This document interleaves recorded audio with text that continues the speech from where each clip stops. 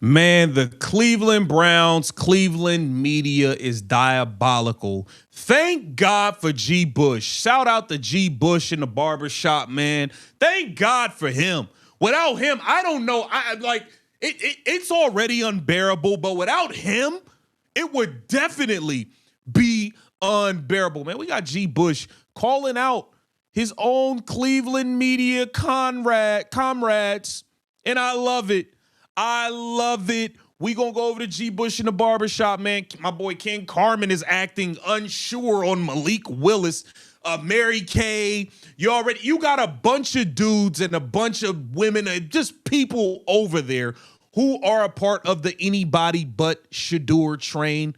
Okay, we know the Jason Lloyds of the world. We know who a lot of these people are who are a part of the anybody but Shedeur mafia. They would rather the guy working the register at Walgreens be the quarterback for the Cleveland Browns before Shedeur Sanders gets his legitimate shot with new head coach Todd Monk and his nasty work. And we got G. Bush exposing these clowns, man. Welcome to Keep the Vision. Make sure you like, comment, subscribe, share the channel, hit that bell notification and hype the video. Let's get right into things, man. My man G. Bush in the barbershop. We got two different clips to look at, man.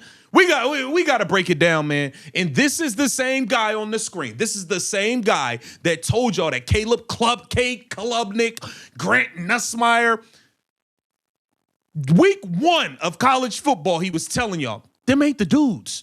I've been saying it too. Them dudes ain't like that. When y'all was all on the Arch Manning and bruh. G. Bush has been calling out all of these quarterbacks, telling you exactly what it was, quarterback by quarterback, week after week. Let's take a listen, man. Here, what are we doing here? When it comes to Malik Willis, I don't know. Do you think that they'd want him? Do you think people would sign up for Malik Willis right now? I think most people would be like, why would you pay for another quarterback? Anthony Lema is definitely somebody on the anybody but Shadur train as well. Let's not get that confused. When you could just write out this very, very, it's pretty clear. Well, then this is a rebuild year. Mind Shedeur at all, but I'm not the right guy to do it because I don't mind Shedeur at all. But if they were just looking at him going, none of these guys are going to work out, then you got to do what you got to do. Don't worry about it. I got, you know how I back this up. But hey, don't worry about it. I back it up.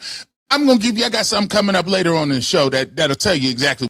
It's like they trying to amp, and we'll talk about it. It's like they're trying to amp up Andrew Berry to get a false sense of security so that they then can say he has to go after this year. And in no circumstances is this a rebuild year, and they're trying to lull you to sleep. Nobody is falling for that. No, it's not a rebuild year. And no, they're not playing with house money. I'll tell you exactly why, because guess what? Andrew Berry just did an interview. Keep it going. 72 in here. Hit that like button. Money, it doesn't cost you picks. So you telling me if you don't believe that you're going to make the playoffs with Malik Willis and it's only going to cost you money, ain't going to cost you picks. See, what you guys don't understand is picks and money are capital. There are 3 ways. Let me once again, I keep having to break it down the economic way. There are 3 ways in which you can make your team better. There are 3 ways in which you can acquire talent. 1 is via draft. Just because it's called the draft does not mean that those assets are more valuable than the picks and the money that you can pick on players today, right? Yes, you like the draft because the draft has exponential growth. In your mind, you think these are lottery tickets. In your mind, you believe every single pick could turn out to be the next Myles Garrett, the next pick. Things that are important. Money, which you don't have. There's a reason why Deshaun Watson keeps staying on the roster, and there's a reason they can't get rid of him because he has a guaranteed contract. These dudes keep acting like they don't know. Mary Kate Cabot's a part of it too. We're going to go to, this is G. Bush on the fastest 30 minutes of the UCSS, man. Like he cooking up. He be cooking the people that in his media space in Cleveland. He constantly cooks these dudes and they expose themselves. Andrew Berry been telling y'all what's been going on for years. Andrew Berry has been telling you. Now, last week, this is about a 2-week program. Mm-hmm. And so what we're going to do is we're going to say this. Andrew Berry, we can't play the audio, right? But Andrew Berry has been telling us from day one what's on his mind. The Cleveland Browns continue to tell you what's on their minds. And people just disregard it. Now, it's okay. If your opinion of a certain pecking order at quarterback, or your opinion on what the Browns should do at quarterback, have at it. That is your opinion. You are entitled to it. That's what makes sports talk great. But the point that I'm making is, just because that's your opinion doesn't mean it's necessarily accurate based on what's going on and what the Browns are saying. So Andrew Berry comes out, sits down with Nathan Shedeur talking about the interview. Now, mind you, the Browns put that out. The Browns put that out. We didn't put that out. Browns put that out, right? In the video, it shows Shedeur Sanders talking to Todd Monken. Now, before, we had people refuting that. Oh, the Ravens didn't want him. The Ravens, no team wanted him. And then Todd Monken says, I don't necessarily believe that. I don't necessarily believe. Okay, you don't necessarily believe him. Okay, that's cool. So then press run happens. Shelby Harris comes out, talks about Shedeur Sanders. You got Denzel Ward saying it. Then Myles Garrett, last week we talked about it. Myles Garrett just came out and said, is Shedeur the guy? We look at him like that. We're looking at him like that. And then this week, it is Andrew Berry. And Andrew Berry, as he's sitting there talking, he tells you not only about this, he tells you about the draft. Mm-hmm. They asked him, like, so what is the ideology, that you have with, coaches, and what's the philosophy on what they see in the player based on what you seen in the player? And he basically said, listen, I'll go back to 2020. Our whole goal in 2020 was to put weapons and infrastructure around our rookie quarterback, Baker Mayfield. We wanted to make sure that he was off to a successful start. We wanted to put things around him, and that was our goal.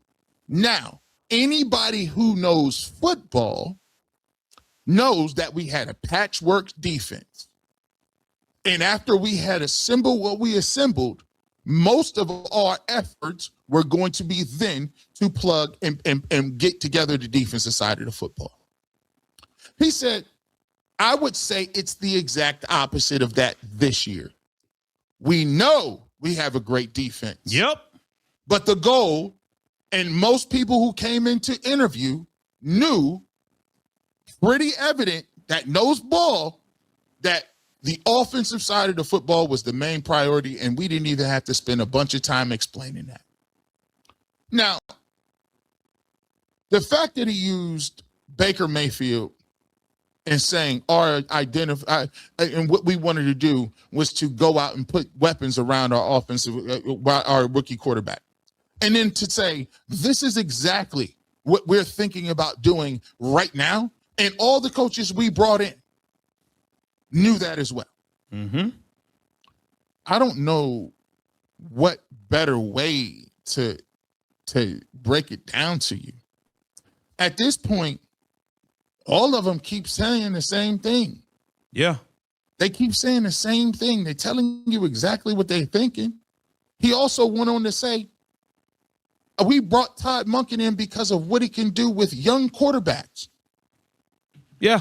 I wouldn't classify Deshaun Watson as a young quarterback. They don't want that to be the case. The Mary Kay Cabotts, the Anthony Limas, the Jason Lloyd, they don't want that to be the case. They're in denial. No disrespect. The reality that nobody wants to say is this.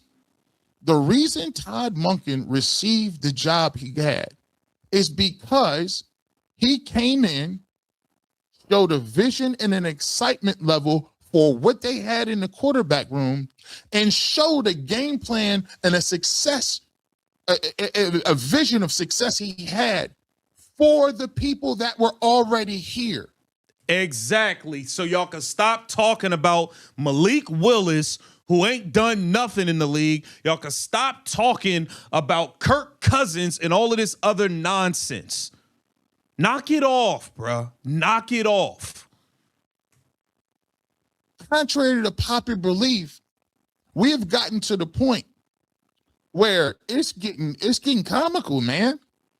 You know, we could come out with all these, you know, numbers and we keep going over the interception stuff. We keep saying it, but then again, I don't hear nobody in the organization saying it.